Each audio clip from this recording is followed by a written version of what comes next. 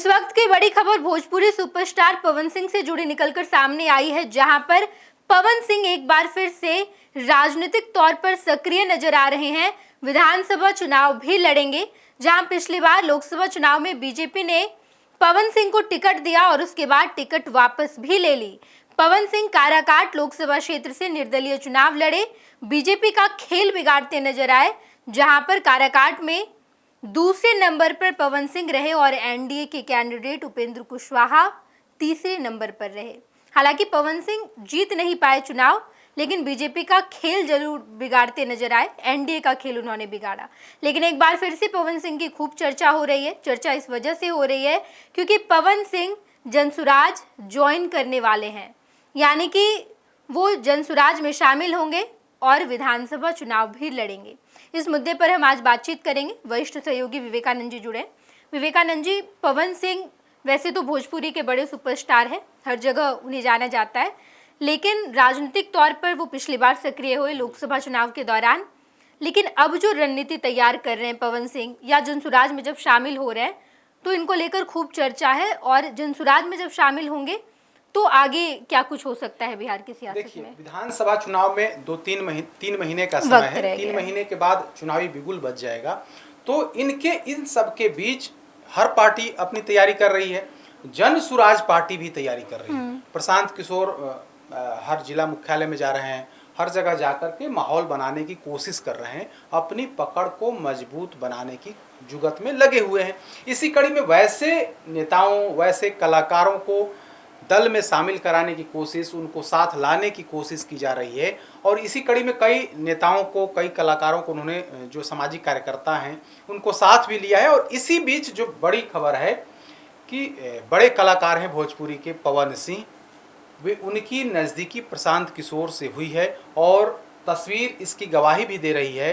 प्रशांत किशोर का ट्विटर से इस बात की जानकारी, जनसुराज के ट्विटर से इस बात की जानकारी दी गई है कि पवन सिंह ने गमछा बदल लिया है, पीला गमछा धारण कर लिया है और इनके बारे में बाकायदा पोस्ट कर करके इस बात की जानकारी दी गई है। तो हमें जो खबर है, जो जानकारी निकल करके सामने आ रही है कि पवन सिंह जनसुराज में शामिल हो सकते हैं। हालांकि तारीख का ऐलान या कब शामिल हो रहे हैं, इसकी कोई जानकारी नहीं दी गई है, लेकिन इशारों में इस बात को बता दिया गया है कि पवन सिंह अब जनसुराज के करीब हो गए हैं, बहुत जल्द वे पार्टी में शामिल हो सकते हैं। अब जनसुराज में पवन सिंह शामिल हो रहे हैं। 2024 में यही पवन सिंह भाजपा के करीब थे, भाजपा के बेहद करीब थे। भारतीय जनता पार्टी ने पश्चिम बंगाल के एक लोकसभा सीट से टिकट दिया था और फिर टिकट वापस भी ले लिया। इसके बाद कई तरह की चर्चा हुई। अंत में जब इन्हें टिकट नहीं मिला तो काराकाट लोकसभा सीट से पवन सिंह निर्दलीय चुनावी मैदान में उतर गए और स्थिति यह हो गई कि इसका प्रभाव कई लोकसभा सीटों पर पड़ा। अगल बगल का जो शाहाबाद और भोजपुर इलाके का जो लोकसभा सीट है, उस पर बड़ा प्रभाव पड़ा और जेडीयू, बीजेपी, यूं कहें कि एनडीए गठबंधन को भारी नुकसान हुआ। काराकाट में तो उपेंद्र कुशवाहा जो एनडीए के प्रत्याशी थे, वे तो तीसरे नंबर पर चले गए। सासाराम में कांग्रेस प्रत्याशी की जीत हुई थी, वहां पर भारतीय जनता पार्टी की हार हुई। बक्सर में आरजेडी प्रत्याशी की जीत हो गई थी, एनडीए प्रत्याशी जो भाजपा के प्रत्याशी थे उनकी हार। तो इस तरह से कहें तो शाहाबाद का जो पूरा इलाका है और भोजपुर का इलाका है, एक पवन सिंह की वजह से पूरी स्थिति खराब हो गई थी एनडीए की। अब पूछिए कि पवन सिंह के चलते क्या स्थिति खराब हो गई? तो पवन सिंह के आने से उपेंद्र कुशवाहा को सीधा नुकसान हुआ।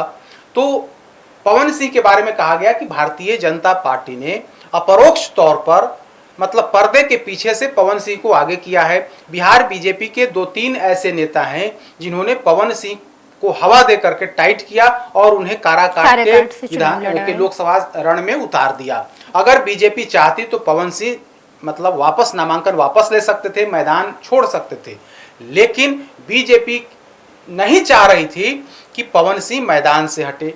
तो इसका जो कुशवाहा वोटर्स थे, उन लोगों ने सीधे तौर पर यह माना कि पवन सिंह को, उपेंद्र कुशवाहा को हराने के लिए यह रणनीति अपनाई गई है। पवन सिंह को आगे कर दिया गया है और पवन सिंह के आगे करने की वजह से जो पूरा राजपूत बिरादरी का या फिर जो भोजपुरी प्रेमी थे या फिर राजपूत जाति के वोटर्स थे, अपर कास्ट के वोटर्स थे, उन लोगों ने पवन सिंह को वोट कर दिया। तो इसका रिजल्ट आप देखिएगा तो औरंगाबाद में भाजपा प्रत्याशी की हार हो गई, सुशील सिंह की हार हो गई। वहां पर जो पिछड़ी जाति का वोट था वो अभय कुशवाहा को मिल गया।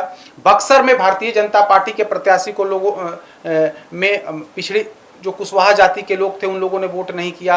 उसके बाद आप भोजपुर की बात करें, जो आरा लोकसभा सीट है, वहां पर भी कुछ ऐसी ही स्थिति हुई। सासाराम में एनडीए प्रत्याशी की हार हो गई।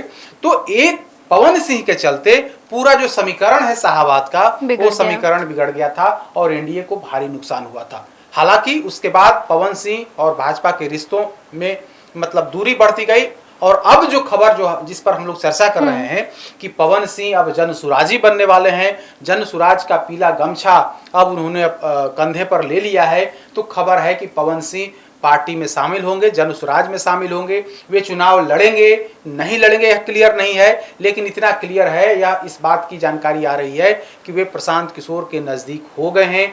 अब विधानसभा चुनाव कहां से लड़ेंगे, किस विधानसभा सीट से चुनाव लड़ेंगे यह क्लियर नहीं है, लेकिन खबर यही है कि अगर चुनाव लड़ेंगे तो उसी इलाके से लड़ेंगे, यानी कि जो भोजपुर साहबाद का जो इलाका है उसी इलाके से चुनाव लड़ेंगे, इसकी पूरी गुंजाइश है। बिल्कुल। अब पवन सिंह के बारे में बात करें तो भोजपुरी इंडस्ट्री के एक बड़े चेहरे हैं।